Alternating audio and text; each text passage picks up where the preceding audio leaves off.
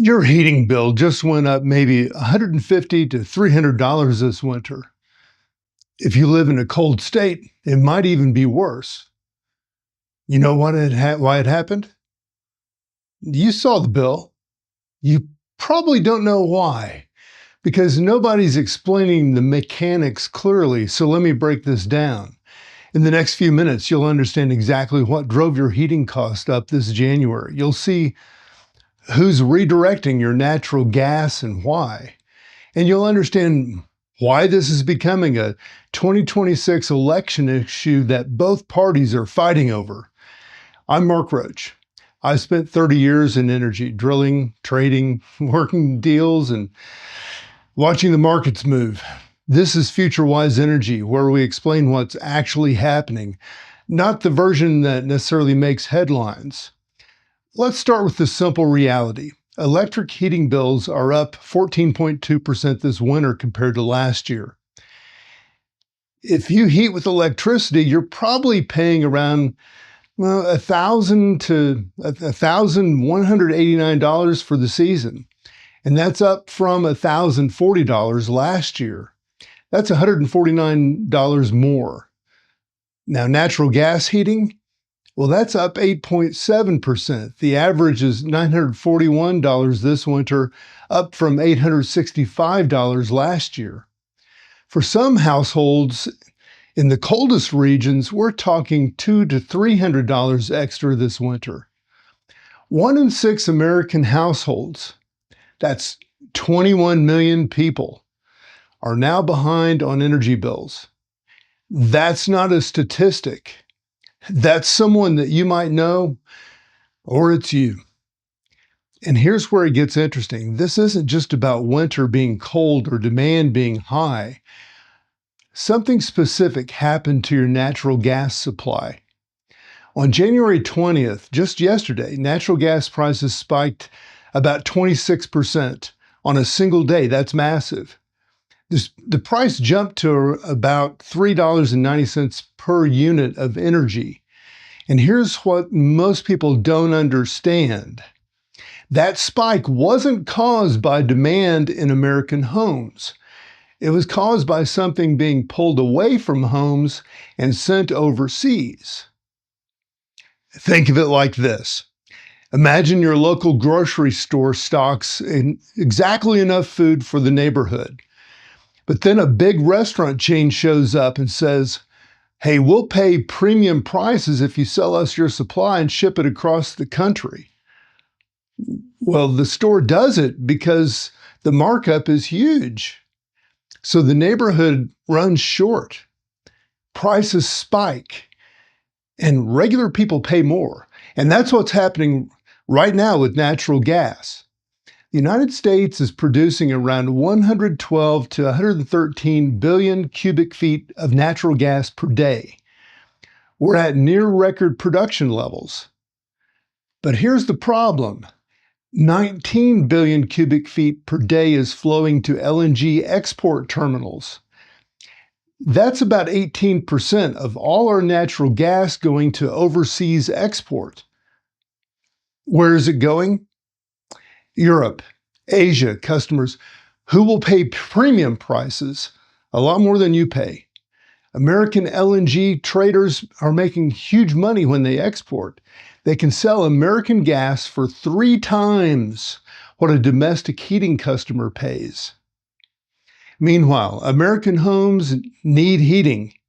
And during a cold snap, like we're experiencing right now, domestic demand spikes to 121.6 billion cubic feet per day. Are you understanding the math? We're producing 113 BCF a day. We're exporting 19 BCF a day. We need 122 BCF a day for heating. So the math doesn't work, and there's a shortfall. The U.S. natural gas supply flow, well, that explains what happens. These price spikes, supply gets tight, heating bills go up, and that's where that $149 to $300 difference occurs. That's the gap between what you'd pay if your natural gas stayed in America versus what you pay when traders are exporting it at premium margins. And then, there's another aspect to this, and this is political. And the political part is about to explode. The Trump administration wants energy dominance globally, and that means maximizing LNG exports. It means competing with Russia and Qatar for market share in Europe and Asia. That policy pushes natural gas out of America. At the same time, the Trump administration is trying to lead the AI revolution. Data centers need enormous amounts of electricity.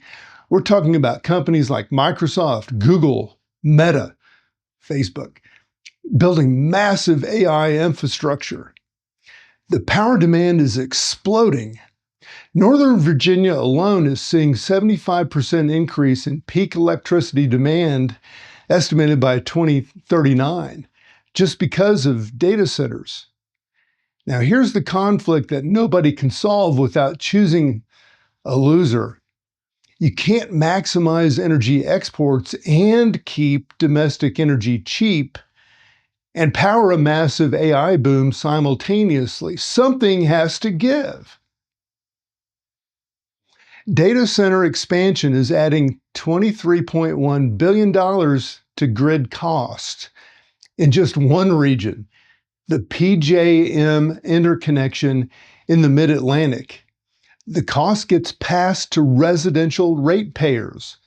So while traders profit from exporting gas, regular households are paying more for electricity and heating. And that's why this became an election issue. Virginia's governor race in November 2025, Abigail Spanberger won by promising to make data centers pay their fair share of grid cost. New Jersey elected a governor with the same platform. Georgia just flipped 2 utility regulatory seats to Democrats for the first time since 2007. Both candidates ran against data centers jacking up electricity cost. Democratic senators Warren, Van Hollen, Blumenthal opened a formal investigation in January 2026, this year. And they're demanding answers about why Americans are paying premium prices to heat their homes while corporations profit from exporting resources and running AI infrastructure. Trump himself posted on Truth Social in January, "I never want Americans to pay higher electricity bills because of data centers." But here's the problem. His administration is simultaneously pushing record LNG exports and promoting AI dominance. These policies are directly causing higher bills. Let me be clear about what's happening and what's real here. This isn't conspiracy. It's structural conflict, and it's not solved by pretending it doesn't exist. It's solved by politicians making choices. Do we prioritize exports, data center growth, or home heating affordability? You can't fully optimize all three. The 78% of Americans who are stressed about energy bills, they're feeling this conflict in their monthly payments. And they're going to be voting on it. In 2027, this looks like it's going to get worse. 3 new LNG export facilities are ramping up. The EIA is forecasting that demand growth will exceed supply growth by almost 2 BCF a day. That gap means Henry Hub prices could jump 33% in 2027 from around $3.50 to $4.60 per energy unit. That's million British thermal units. Translation: your heating bills could spike again. This is shaping up as the sleeper election issue of 2026. It's not geopolitics, it's not abstract climate policy, it's direct economics. The bill in your mailbox. The choice between energy abundance for exports and energy affordability at home. Here's what I'd tell you to watch. Pay attention to the politicians. What do they do when they face pressure to choose between LNG exports, data center expansion, and keeping your heating bill down? The answer that they have for that is going to tell you everything about their actual priorities versus their promises. I'm Mark Roach, and this is Future Wise Energy.